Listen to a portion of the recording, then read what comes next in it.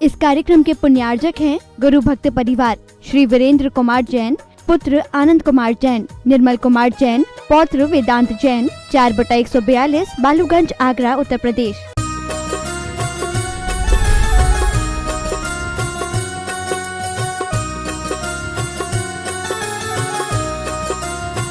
पूज्य प्रातः स्मरणीय संत शिरोमणि आचार्य भगवान श्री विद्यासागर जी महाराज की, परम पूज्य गुणायतन प्रणेता प्रखर वक्ता भावना योग प्रवर्तक गुरुवर श्री प्रमाण सागर जी महाराज की, समस्त मुनि संघ की। शंका समाधान के आज के इस सत्र में आप सभी का हार्दिक अभिनंदन। इससे पूर्व कि हम आज के इस सत्र को प्रारंभ करें, चलते हैं पूज्य गुरुदेव के चरणों में, होते हैं विनत इस भाव से कि हमारा जीवन भी हो सके समुन्नत। सभी लोग हाथ जोड़ेंगे, मस्तक झुकाएंगे और मेरे साथ बोलेंगे, हे गुरुदेव नमोस्तु नमोस्तु नमोस्तु। बंधुओं, जैसा कि आप सभी को विदित है कि पूज्य गुरुदेव का निरंतर विहार चल रहा है और विहार के इस क्रम में आज ऐतिहासिक पड़ाव आया हम सबके लिए और पूज्य गुरुदेव का छत्तीसगढ़ में आज प्रातःकाल की बेला में पदार्पण हुआ।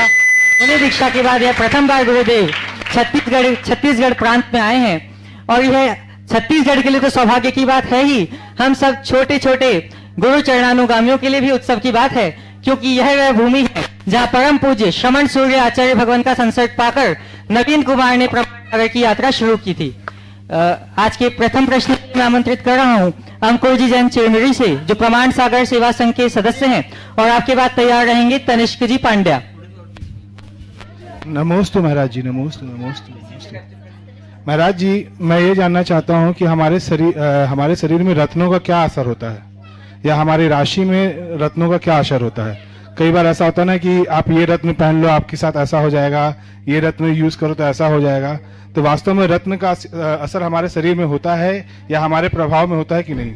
रत्नों का असर होता है या नहीं होता ये तो मुझे नहीं मालूम, पर रत्नत्रय का क्या असर होता है इसका अनुभव मुझे जरूर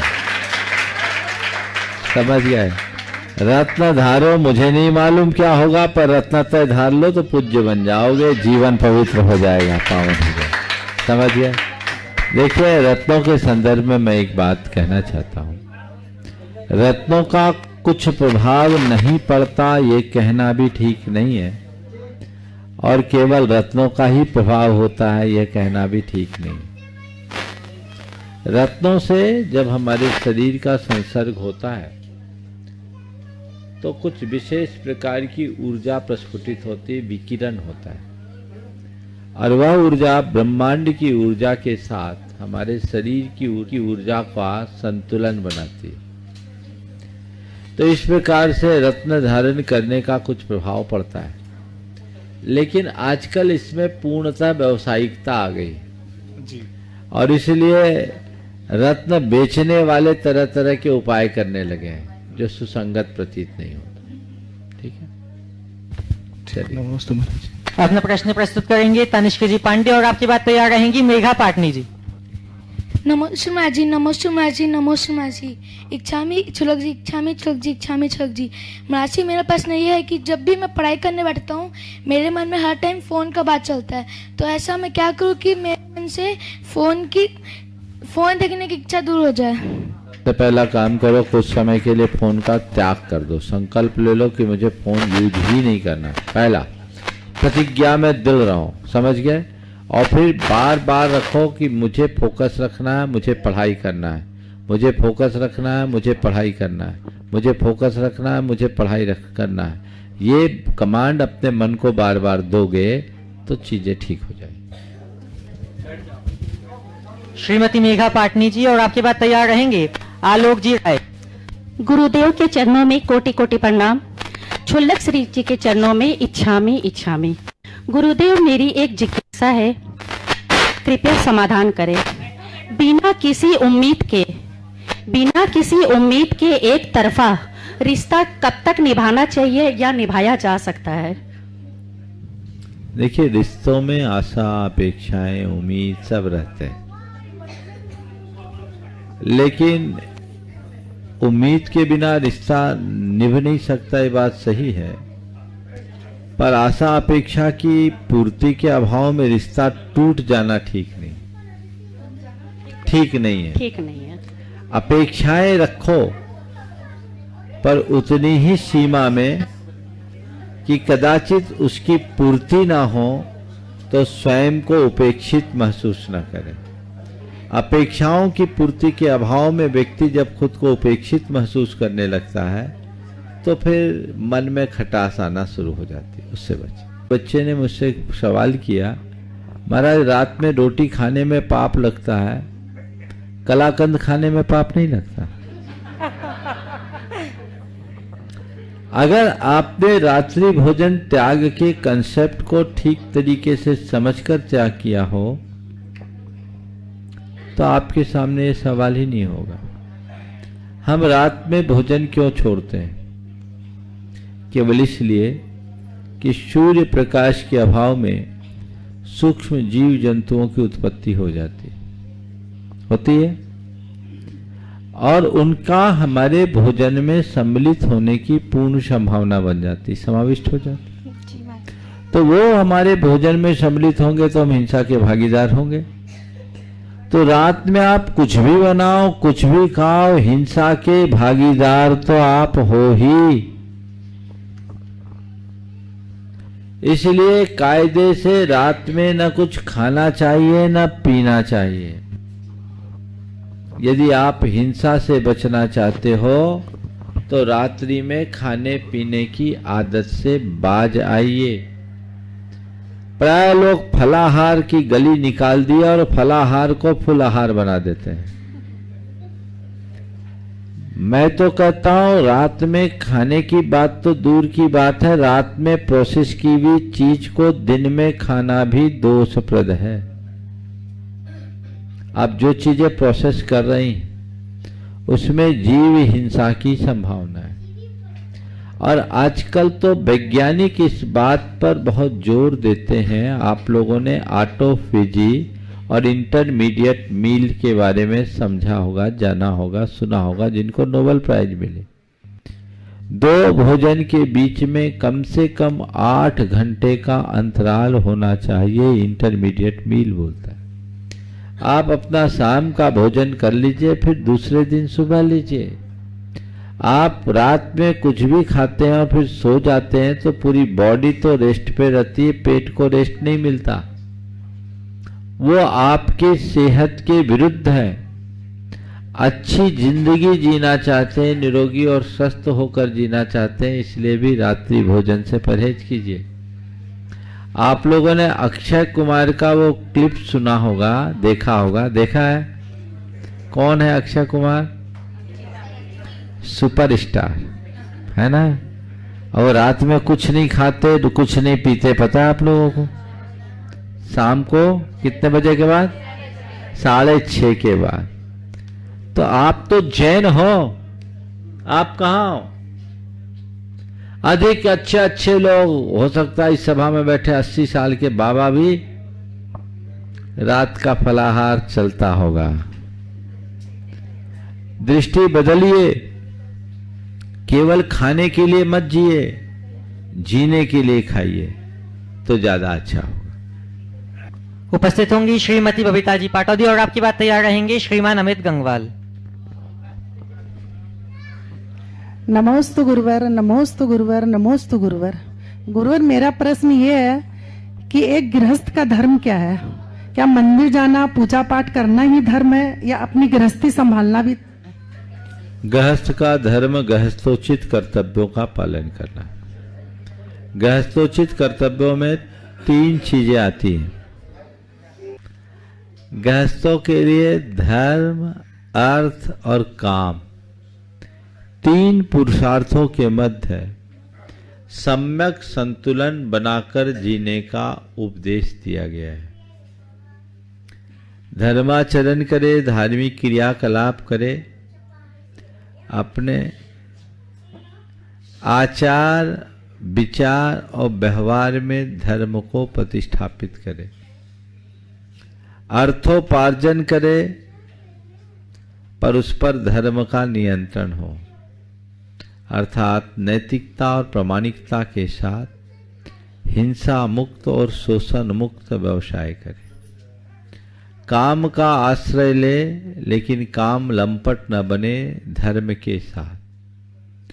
कामाश्रय हो लेकिन वह उसका साध्य न हो। उसे घर गृहस्थी पर भी ध्यान देना है, व्यापार धंधे पर भी ध्यान देना है और अपने धर्म ध्यान पर भी ध्यान देना है। लेकिन कुछ भी करो धर्म के साथ करो। एक पंक्ति में मैं कहूंगा कि एक गृहस्थ को धार्मिक क्रियाओं में जितना उत्साह रखना चाहिए, अपनी गार्हस्थ्यिक जिम्मेदारी को भी उतनी ही तत्परता से निभाना चाहिए। इस तरीके से कभी धर्म न करे जिससे पारिवारिक अंतर कलह की स्थिति बन जाए। सबके मध्य सामंजस्य बनाकर जीना उसका कर्तव्य। अगला अमित जी गंगवाल अपना प्रश्न प्रस्तुत करेंगे और आपकी बात तैयार रहेंगी श्रीमती डॉली जी काला। महाराज जी के चरणों में नमोस्तु, चुलक जी के चरणों में इच्छामि।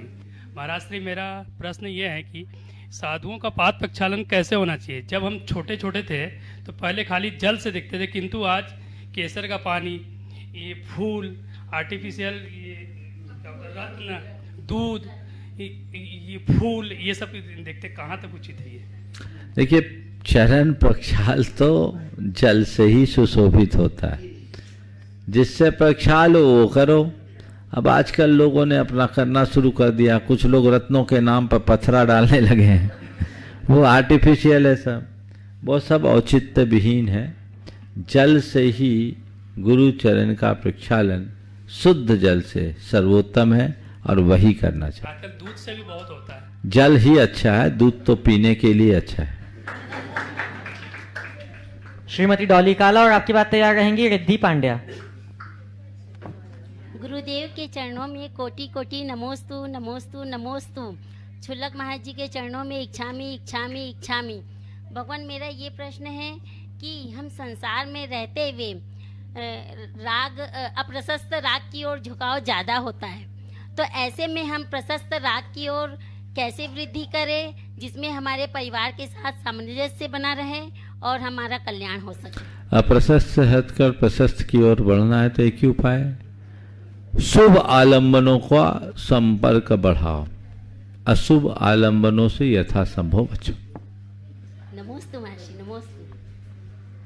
रिद्धि पांड्या और आपकी बात तैयार रहेंगी श्रीमती शशि बड़जात्या। नमोस्तु महाराज श्री, नमोस्तु महाराज श्री, नमोस्तु महाराज श्री। इच्छामि छुलक जी, इच्छामि छुलक जी, इच्छामि छुलक जी। गुरुवर, हम लोग अपने जीवन में अनेक के दुख देखते हैं पर फिर भी हमें वैराग्य नहीं होता। महाराज जी, आपको कैसे वैराग्य हुआ ये हम सब जानना चाहते हैं, कृपया हमें बताइए।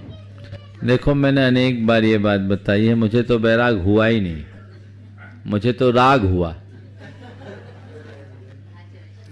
गुरु देव को देखा तो उनसे इतना सम्मोहित हो गया, इतना आकृष्ट हो गया, उनसे इतना राग हो गया कि आज यहाँ आ गया। जिस समय मैं गुरुदेव के संपर्क में आया मुझे राग वैराग का ज्ञान ही नहीं था, पर उनको देखा तो मुझे लगा जीवन का अगर श्रेष्ठतम स्वरूप है तो यही है, और मुझे कुछ करना है, पाना है तो बस इनका होकर करना है। मैं लग गया। आज मुझे राग वैराग की बात समझ में आने लगी। गुरु सन्निधि से सब कुछ हो जाता है, समझ गए। उपस्थित होंगी श्रीमती शशि बड़जात्या और आपकी बात तैयार रहेंगे नव्यांश अजमेरा।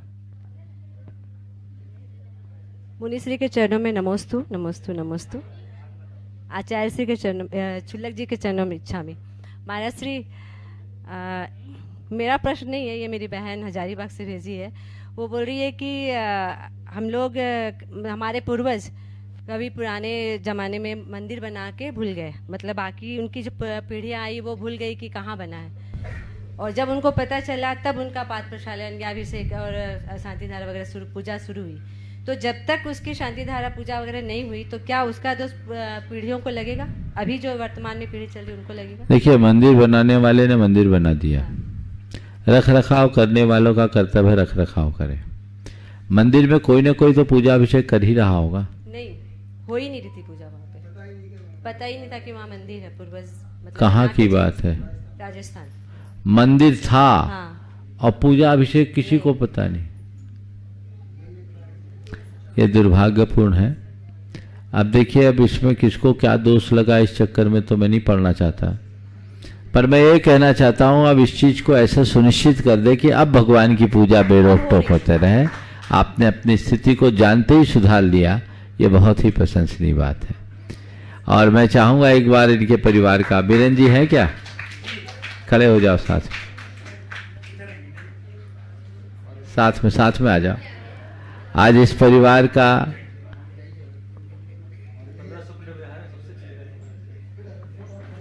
जोरदार अभिनंदन कर ले।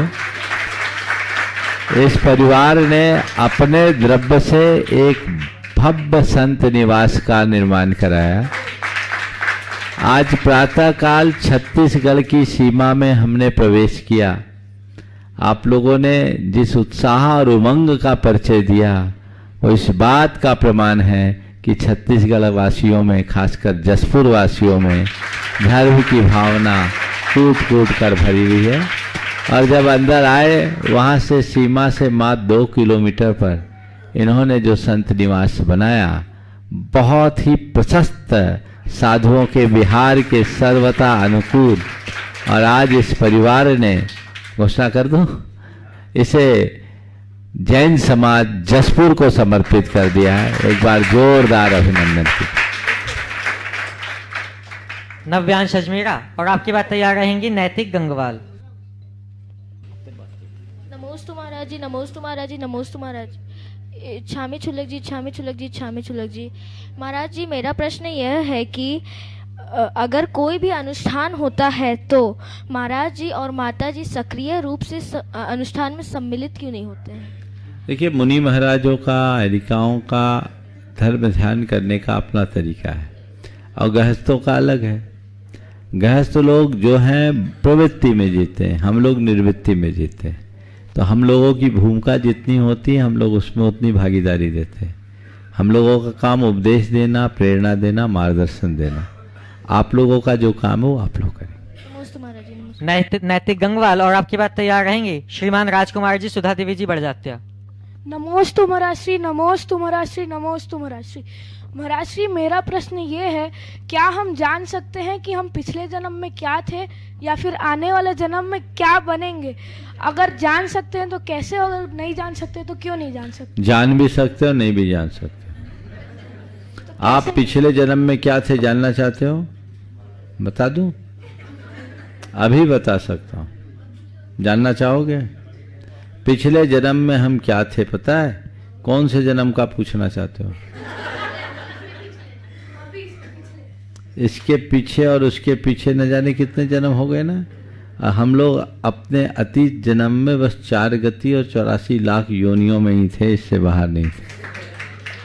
आगम में इन सब का वर्णन है कि इस जीव ने जन्म जन्मांतरों में न जाने कितनी अवस्था को प्राप्त किया। हम एक इंद्रिय से लेकर पंचेंद्रिय तक मिट्टी, पानी, हवा, अग्नि, वनस्पति, पेड़ पौधे, कीड़े मकोड़ों को अपना शरीर बनाए और छोड़े। पशु पक्षियों के रूप में हमने अपने अनंत जन्म खत्म किए। कई बार नरक और स्वर्ग की यात्राएं की। और मनुष्य जीवन में जितने भी रूप दिख रहे हैं ना, इन सब को हमने अनंतों बार धारण किया और छोड़ा है। अब इसको जानना है तो इसके लिए आगम पढ़ना होगा, शास्त्र पढ़ो, शास्त्र की वाणी पर श्रद्धान करो, तो ये पता लगेगा कि हम जरूर इन्हीं में से कुछ थे। कुछ तो थे ना, कहीं से टपक के तो आए नहीं। अब ये बात अलग है, आजकल एक टेक्निक बड़ी डेवलप हुई है, पास्ट लाइफ रिकॉग्निशन, है ना, क्या बोलते हैं, जिसमें उसमें अतीत के जन्मों का कई लोगों को एहसास करा देते हैं। वो एक अनुमान है, समझ गए, लेकिन है। उपस्थित होंगे श्रीमान राजकुमार जी, सुधा देवी जी बड़जात्या, और आपकी बात तैयार रहेंगे श्रेयांश पाटौदी। किसको पूछना है, राजकुमार को कि सुधा को? चलो ठीक, बोलो। नमोस्तु गुरु, नमोस्तु गुरु, गुरु। बोलो। इच्छामी महाराज जी, इच्छामी महाराज जी, महाराज जी मेरा क्वेश्चन ये है कि महाराज जी जब जिस घर में तीर्थंकर भगवान का जन्म होता है उस घर में कहते हैं कि किसी का मौत नहीं होता है, तो महाराज जी जब महाभारत हुआ था तो महाभारत के समय में नेमिनाथ भगवान तो तीर्थंकर प्रभु थे, तो उस समय वहाँ तो बहुत मौतें हुई थी, तो वो कैसे? पहले नेमिनाथ भगवान के चरित्र को पढ़ करके देखो, उनका वैराग कब हुआ? महाभारत के पहले हुआ कि बाद में? पूछ रहा हूं मैं। पहले ही हो गया। जब पहले वैराग हो गया तो फिर क्या हो गया?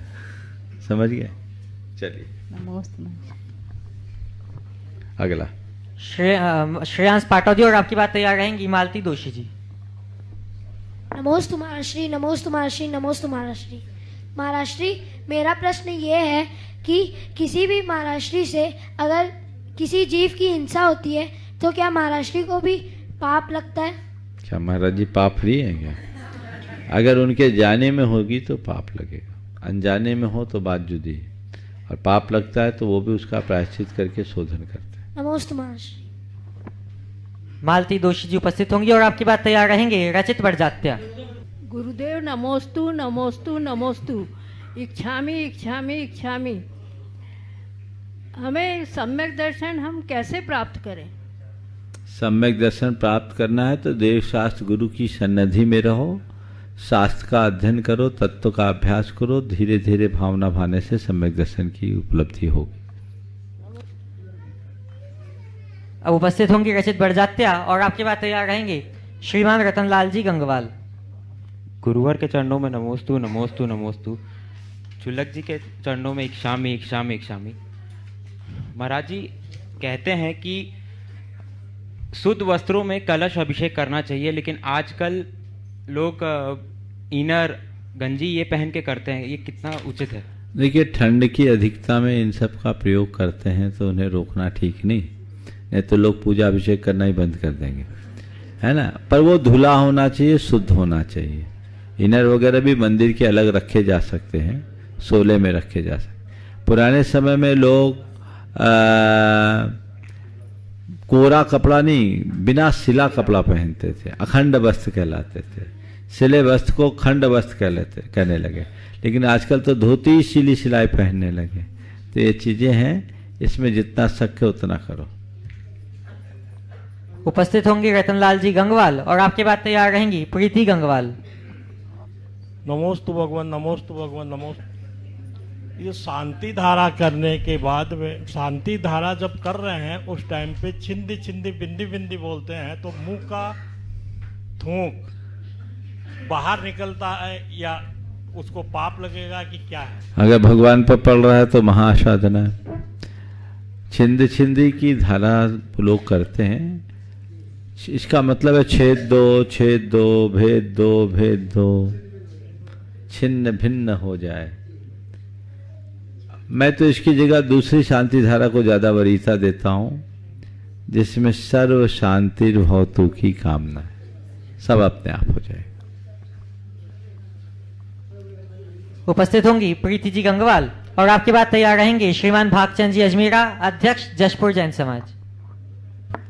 नमोस्तु गुरुदेव, नमोस्तु गुरुदेव, नमोस्तु गुरुदेव। इच्छामि चुलक जी, इच्छामि चुलक जी, इच्छामि चुलक जी। महाराज जी मेरा प्रश्न ये है कि नमोकार 35 व्रत हमें तिथि पूर्वक करना चाहिए या किसी भी तिथि में? और ऐसा है तो अंतिम जो उपवास होगा वो कौन सी तिथि का होगा? फिर उद्यापन आज के युग में किस तरह कर सकते? 5 5 7 7 9 9 में 14 14, इस हिसाब से तिथि में ही करना सर्वोत्तम है। पर यदि कोई तिथि में नहीं कर पा रहा है, उनके लिए मैं बोल रहा हूँ जो नौकरी पेशा है, उनको नमोकार 35 व्रत करना है तो व्रत उठाते समय संकल्प ले ले कि मुझे 35 व्रत करना है, और वो अपने किसी भी तिथि के अनुसार कर ले, क्योंकि वो कर ही नहीं पाएगा, उसको रविवार के अलावा और कोई दिन छुट्टी नहीं मिलनी। पर अगर जिनको सुविधा है उनको तिथियों में करना चाहिए और अंत चतुर्दशी से करना चाहिए। उद्यापन का जहाँ तक सवाल है, उद्यापन का असली अर्थ भगवान की साक्षी में जाकर गृहीत व्रतों में लगे दोषों की आलोचना करना, उसकी निंदा करना, भगवान से क्षमा प्रार्थना करना और उसकी पुनरावृत्ति न करने का संकल्प लेना है। हे भगवान, मैंने आपके प्रसाद से, आपके आशीर्वाद से अमुक व्रत किया, अपनी शक्ति अनुसार इसका निर्दोष पालन करने की कोशिश की, पर मेरे व्रताचरण में ज्ञात अज्ञात भाव से अज्ञान अथवा प्रमादवश, क्रोधवश, मानवश, लोभवश, मोहवश जो भी दोष लगे हों वो मेरी दुर्बलता है। मैं उसकी निंदा करता हूँ और उसकी आलोचना करता हूँ, और हे भगवान, आपके सामने उन सब दोषों को त्यागता हूँ। मेरे वे दोष मिथ्या होवे और मुझे ऐसी शक्ति मिले कि आगे मैं अपने व्रतों का निर्दोष पालन कर सकूं। और इस भाव से अर्घ चढ़ा दो और अपनी शक्ति अनुसार जो दान धर्म करना है कर ले, और यदि और अनुकूलता है तो विधान कर ले। उपस्थित होंगे श्रीमान भागचंद जी अजमेरा, अध्यक्ष जशपुर जैन समाज, और आपके बाद तैयार रहेंगी श्रीमती चंद्रकला जी पाटनी, रांची से। परम पूज्य मुनिराज के चरणों में कोटि कोटि नमन। परम पूज्य शुल्लक जी महाराज के चरणों में इच्छा में महाराज श्री, बार बार प्रश्न मन में कौनता है कि हमारे मुनिराजों को आहार विहार के समय काफ़ी दिक्कत होती है। रास्ते में कठिनाई आते हुए दूसरी जगह हमको तलाशनी पड़ती है रुकने के लिए, चाहे व्यवस्था के लिए। ये एक अहम प्रश्न है, जीवंत प्रश्न है। महाराज श्री, जसपुर जैन समाज ने इसमें पहल करते हुए संत निवासों का निर्माण करवाया है। मैं ये चाहता हूँ आपके माध्यम से समाज को संदेश मिले कि जहाँ जहाँ मुनिराजों का विहार ज़्यादा होता है वहाँ वहाँ इस तरह की व्यवस्था हो कि हमारे मुनिराजों को, आचार्यों, पूज्यों को किसी प्रकार की आहार विहार में किसी प्रकार की कठिनाई नहीं हो, रात्रि विश्राम में किसी प्रकार की कठिनाई नहीं हो। मैं आपके माध्यम से समाज को संदेश देना चाहता हूँ। आपकी प्रेरणा और आशीर्वाद से हो सकता है कि सपना सार्थक हो और सभी हमारे मुनिराज, आचार्यगण जितने भी विहार करते हैं उनको किसी प्रकार की आहार विहार में असुविधा न हो। देखिए, जसपुर जैन समाज ने बहुत ही अनुकरणीय पहल की। मुझे जैसी जानकारी मिली है, गुमला के बाद छत्तीसगढ़ की सीमा में दूसरे संत निवास में तो मैं यहाँ भी बैठा हूँ, सुबह 1 में हो गया, एक जसपुर के बाद भी है, 3 संत निवास। जसपुर जैसी छोटी सी जैन समाज जहाँ मात्र 35 परिवार हैं। आगे कुनकुरी की जैन समाज ने भी कुछ संत निवास बनाए हैं, ऐसी मुझे जानकारी मिली है। ये बहुत अनुकरणीय पहल है। सभी समाजों को इस तरह के उपक्रम करने चाहिए। हालांकि इस विषय पर पहले भी चर्चा आई, लेकिन एक बात समझ में आई कि इन सब का मेंटेनेंस, रखरखाव किस भांति हो, ये एक ज्वलंत समस्या है। इस पर चिंतन करने के बाद एक बात सामने आई है, और वह भी पूरे देश की समाज से मैं कह रहा हूँ। हर जगह के लोग इसे सुनकर अपने अपने गांव, शहर और जिले में संपर्क करें। और राजस्थान में तो सरकार ने ही एक अधिसूचना जारी कर दी कि जैन साधुओं के बिहार, प्रवास, चातुर्मास आदि के लिए सरकार स्थान सुलभ कराए। तो इसमें एक उपक्रम बहुत उत्तम हो सकता है। रास्ते का सर्वे कराकर हर 10 किलोमीटर के आसपास जो भी स्कूल मिले वहाँ के जिला प्रशासन से बात करके एक MOU करे और उस स्कूल में एक हॉल इतना बड़ा बना दें कि वो मल्टीपर्पज काम में आ सके। उसी में एक रसोई भी बना दें ताकि साधु संतों का आहार हो सके, और उनसे MOU कर ले कि बाकी समय में स्कूल इनका उपयोग करे। कुछ कमरे बना दें, बाकी समय में स्कूल उपयोग करें, लेकिन जैन साधुओं के बिहार में ये निर्बाध मिलता रहे, ये सुनिश्चित कर ले। ये पहल अगर कर दी जाए तो समाज को ज़्यादा द्रव्य भी नहीं लगेगा और उनके रखरखाव का कोई किसी तरह की चिंता नहीं होगी।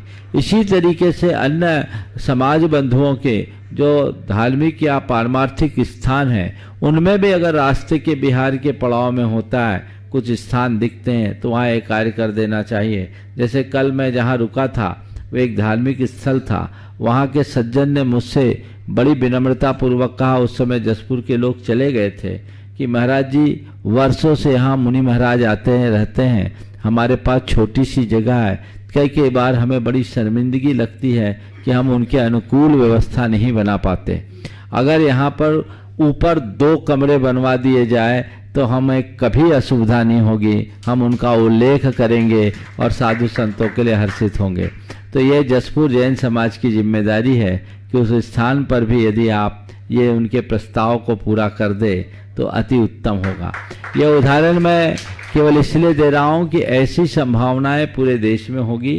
ये बहुत उत्तम विकल्प है, क्योंकि बना देना तो सरल है, बनाने के बाद उसे सुरक्षित रखना बहुत कठिन काम है। तो समाज को इस पे राज्य स्तर पर अलग अलग राज्यों के जो अधिकारी हैं, मुख्यमंत्री हैं, उनसे एक आदेश जारी करके ये कार्य कराया जा सकता है। तो पूरे देश भर के लोगों को मैं संदेश देना चाहता हूँ, इस चीज को सुनिश्चित करें और सुनिश्चित करके कहीं भी साधु संतों के बिहार में कहीं दिक्कत ना हो। प्राय स्कूलों में स्थान मिल जाता है, लेकिन कई बार इस वहाँ भवनों की कमी के कारण ऐसा होता है। जैन समाज सक्षम है, सर्वे कराकर जो साधुओं के बिहार के लिए आवश्यक स्थान है उसमें इस कार्य को कराया जा सकता है। जसपुर जैन समाज ने अपने स्तर पर जो पहल की है, मैं उसकी भूरी भूरी प्रशंसा करता हूँ और सभी को आशीर्वाद देता हूँ। नमस्ते भगवान। उपस्थित होंगी नमस्ते श्रीमती चंद्रकला जी पाटनी, रांची से गुणायतन मंत्री, और आपके बाद तैयार रहेंगी श्रीमती नीतू पंकज जी पाटौदी, साड़म से। नमस्ते महाराज। महाराज श्री कर्मोदय से सनत कुमार मुनिराज के कुष्ठ रोग हुआ था और उन्होंने अपनी साधना से उस कुष्ठ रोग को का शमन किया था, उस कर्म को काटा था। लेकिन हम लोग छोटे छोटे रोग आते हैं या जो भी रोग आते हैं तो हम लोग औषधि लेकर के उसका शमन करते हैं, तो क्या हमारा ये कर्म पूरा कटता है? बिल्कुल, बहुत अच्छा सवाल आपने किया। सनत कुमार मुनिराज कुष्ठ हो गया, उन्हें कोई प्रतिकार नहीं किया, अपने तपोबल से उसे दूर कर दिया। आपका सवाल है कि हम लोगों को थोड़ी बहुत छोटी मोटी बीमारी होती है, हम औषधि लेते हैं, तो क्या हमारा कर्म कटेगा? देखिए, जितनी प्रतिकूलता को हम सहते हैं हमारे कर्म उतने कटते हैं। लेकिन प्रतिकूलताओं को भी अपनी शक्ति के अनुरूप सहना चाहिए।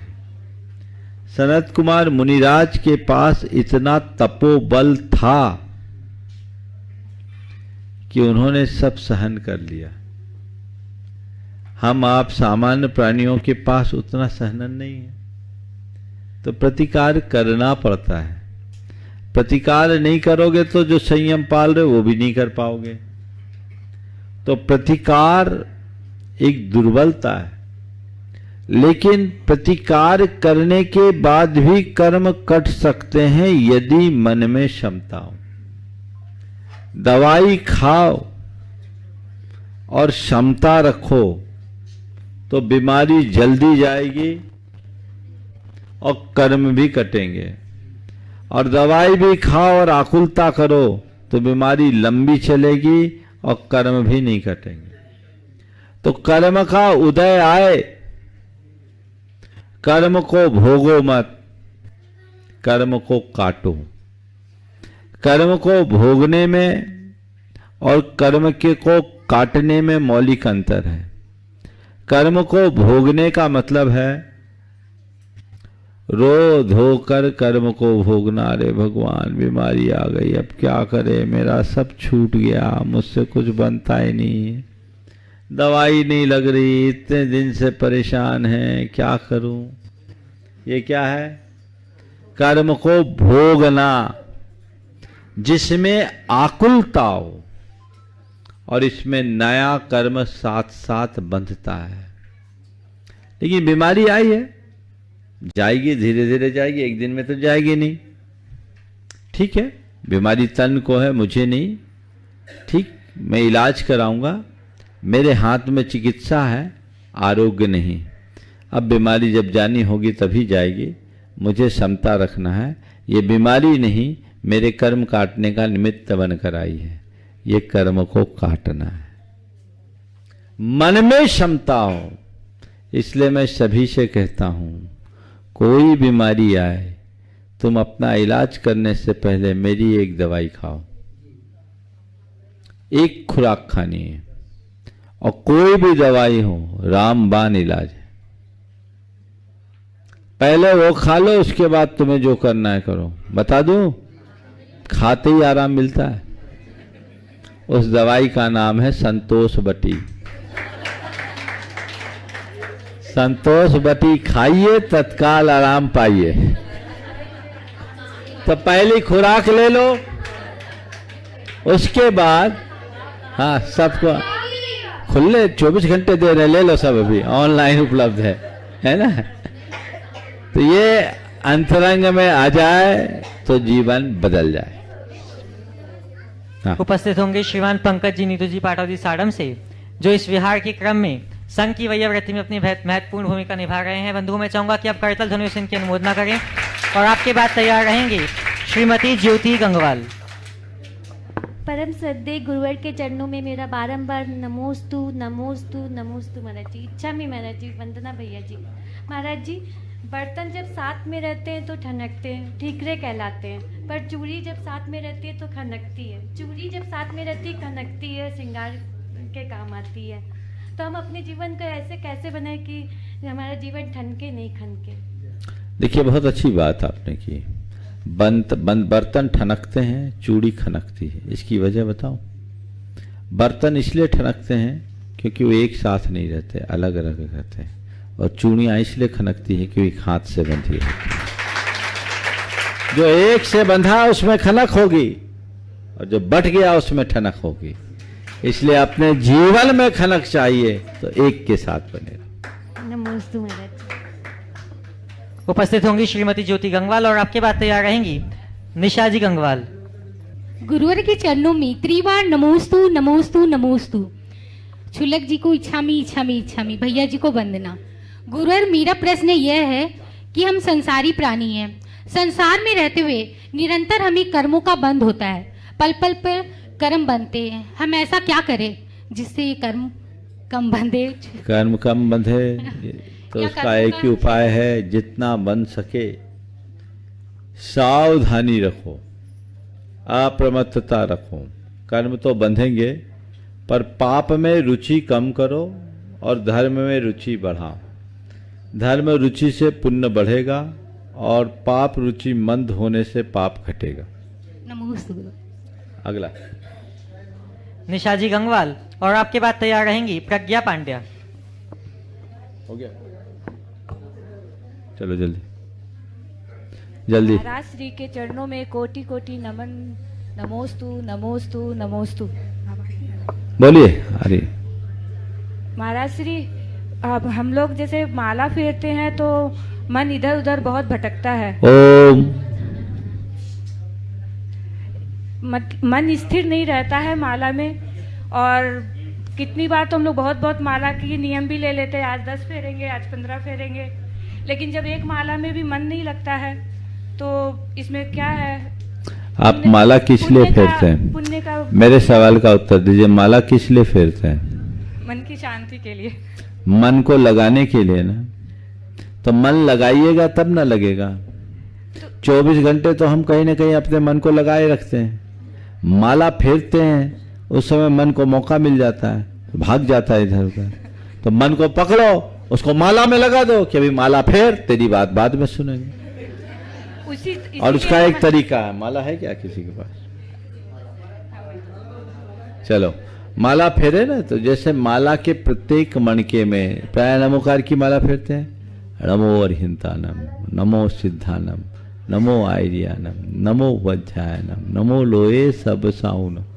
उस मणके में उस मंत्र को अंकित देखें और उसे पढ़ें। एक दिन करके देखो और एक संकल्प के साथ, जहां मन भटकेगा पूरी माला कैंसिल, फिर शुरू से शुरू करो। एक दिन करो, दूसरे दिन मन अपने आप ठिकाने आ जाए। समझ गए?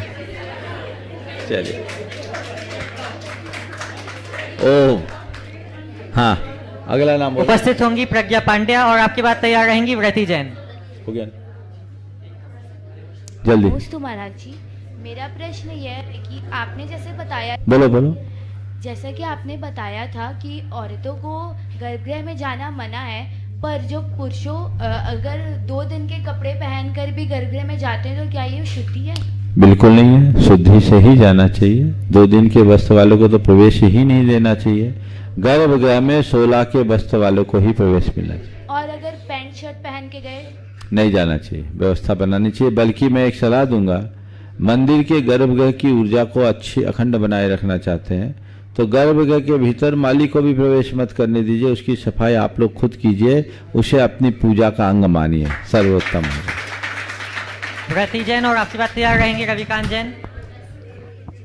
ओम नमोस्तु महर्षि। नमोस्तु महर्षि, मेरा प्रश्न ये है कि जैसे महाराज जी के नाम के सामने 108 लगता है और माता जी के सामने 105 लगता है, तो ये कम या ज्यादा क्यों नहीं हो सकता? देखो, मुनि महाराज के 108 गुण होते हैं इसलिए 108 लगते हैं, माता जी के 105 गुण होते हैं इसलिए 105 लगते हैं। अब जितने गुण हैं उतने ही नहीं लगेंगे। अब गुण ही 108 है तो 107 और 109 कैसे लगेंगे, समझ गए? तो जितने गुण होते हैं उतने लगते हैं। आगे रविकांत जी जैन अपना प्रश्न प्रस्तुत करेंगे। घोषणा करो जब तक। और बंधुओं, जैसा कि आपको अभी बताया गया कि जशपुर जैन समाज ने बहुत उदारता पूर्वक अपने जशपुर जिले से पूर्व छत्तीसगढ़ की बॉर्डर की तरफ 2 संत निवास बनाए हैं। आज पूज्य गुरुदेव सत्संग का रात्रि विश्राम उसी महुआ टोली ग्राम स्थित आचार्य श्री विद्यासागर संत निवास में आज का रात्रि विश्राम हो रहा है।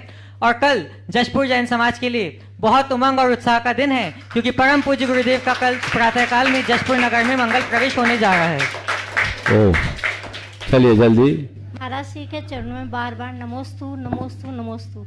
चुल्ले जी के चरणों में इच्छा में इच्छा में इच्छा में। महाराज श्री, मेरा प्रश्न यह है कि विपुलाचल पर समोसरण आया, क्या ये कोई विशेष भूमि थी या समोसरण, भगवान का समोसरण कहीं भी आ सकता है? जिस जगह समोसरण चला गया उसे विशेष भूमि समझना चाहिए। इस प्रकार आज के सत्र को परम पूज्य गुरुदेव के स्वास्थ्य लाभ की मंगल कामना के साथ हम संपन्न करेंगे। जाप हमें करना है तो आप सब मेरे साथ जाप दोहराएंगे। परम पूज्य गुरुदेव का स्वास्थ्य सुधार पर है और ये हम सबके लिए बड़ी प्रसन्नता का विषय है। आज हमारे संघ के ज्येष्ठ मुनिवर योग से पूज्य योग सागर जी महाराज का भी पदार्पण गुरु चरणों में हो गया है। अब निश्चित ये हम सबके लिए बड़ी अच्छी बात होगी। हम लोग उनके सुदीर्घ स्वास्थ्य की मंगल कामना से जाप आराधन करेंगे। ओम नमः। ओम ह्रीम अर्हं सि पार्श्वनाथ जिनेन्द्राय नमो नमः।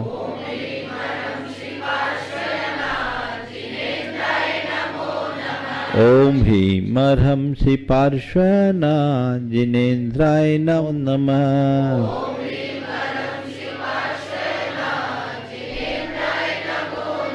ओम ह्रीम अर्हं सि पार्श्वनाथ जिनेन्द्राय नमो नमः। ओम ह्रीम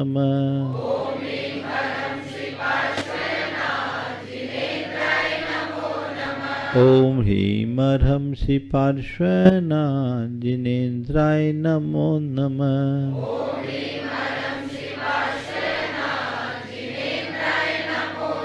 ओम ह्रीम अर्हं सि पार्श्वनाथ जिनेन्द्राय नमो नमः।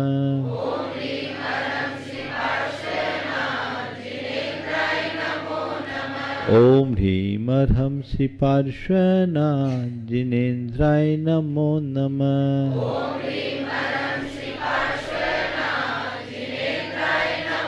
ओम ह्रीम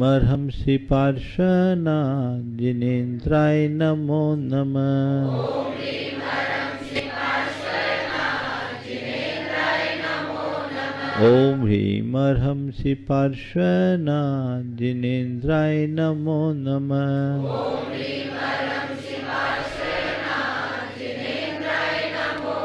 ओम ह्रीम अर्हं सि पार्श्वनाथ जिनेन्द्राय नमो नमः।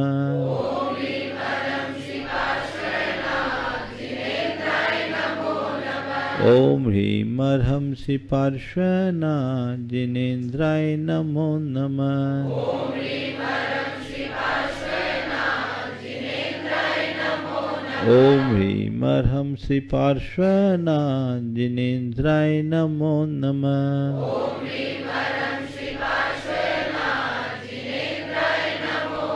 ओम ह्रीं अर्हंसि पार्श्वनाथ जिनेन्द्राय नमो नमः।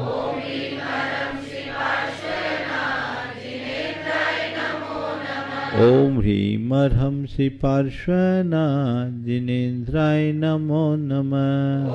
ओम ह्रीं अर्हंसि पार्श्वनाथ जिनेन्द्राय नमो नमः। ओम ह्रीं अर्हंसि पार्श्वनाथ जिनेन्द्राय नमो नमः।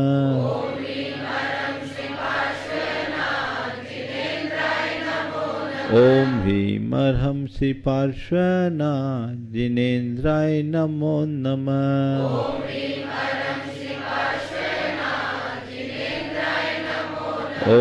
ओम ह्रीं अर्हंसि पार्श्वनाथ जिनेन्द्राय नमो नमः। ओम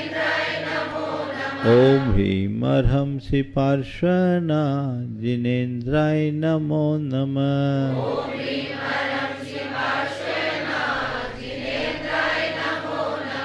ओम ह्रीं अर्हंसि पार्श्वनाथ जिनेन्द्राय नमो नमः।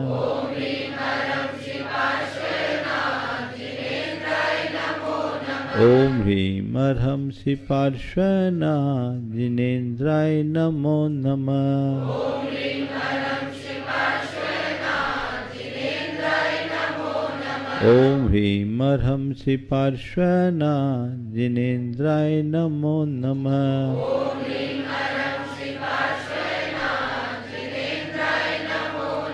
ओम ह्रीं अर्हंसि पार्श्वनाथ जिनेन्द्राय नमो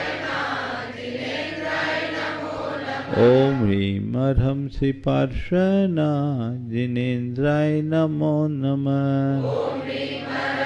ओम ह्रीं अर्हंसि पार्श्वनाथ जिनेन्द्राय नमो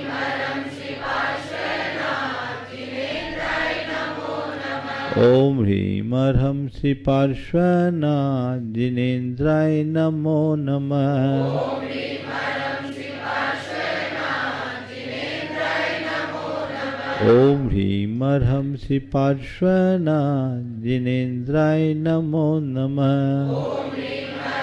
ओम ह्रीं अर्हंसि पार्श्वनाथ जिनेन्द्राय नमो नमः।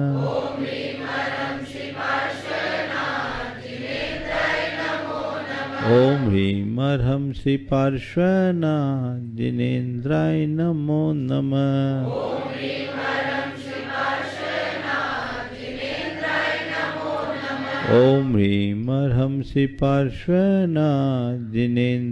नमो नमः।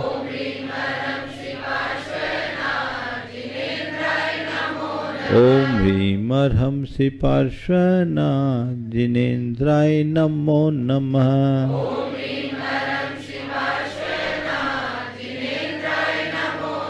ओम ह्रीं अर्हंसि पार्श्वनाथ जिनेन्द्राय नमो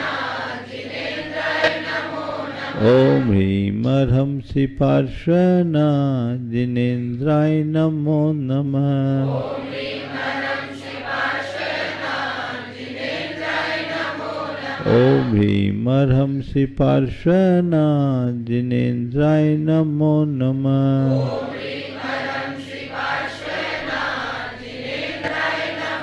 ओम ह्रीं अर्हंसि पार्श्वनाथ जिनेन्द्राय नमो नमः। ओम ह्रीं अर्हंसि पार्श्वनाथ जिनेन्द्राय नमो नमः।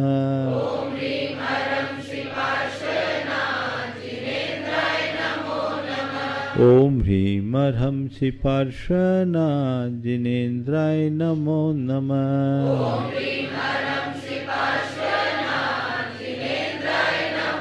ओम ह्रीं अर्हंसि पार्श्वनाथ जिनेन्द्राय नमो नमः।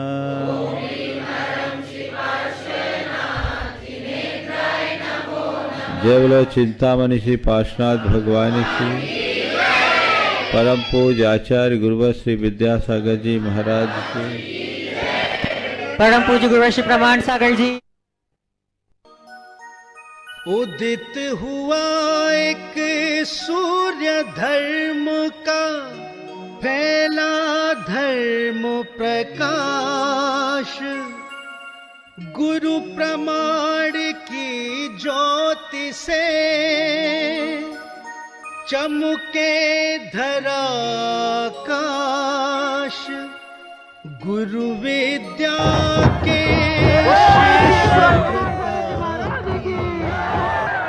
जयकारो गुरुदेव का।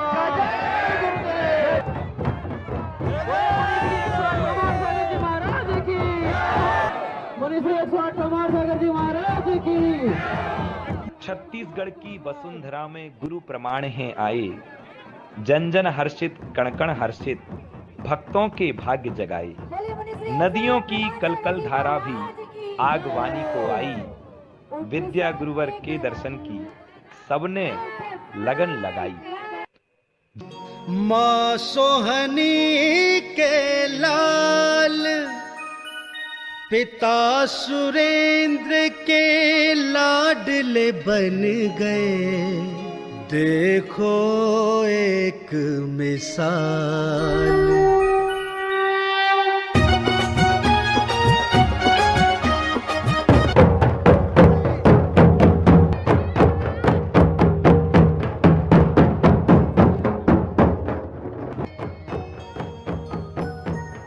उदित हुआ एक सूर्य धर्म का, फैला धर्म प्रकाश, गुरु प्रमाण की ज्योति से चमके धरा आकाश, गुरु विद्या के शिष्य प्रतापी, माँ सोहनी के लाल, पिता सुरेंद्र के लाडले बन गए, देखो।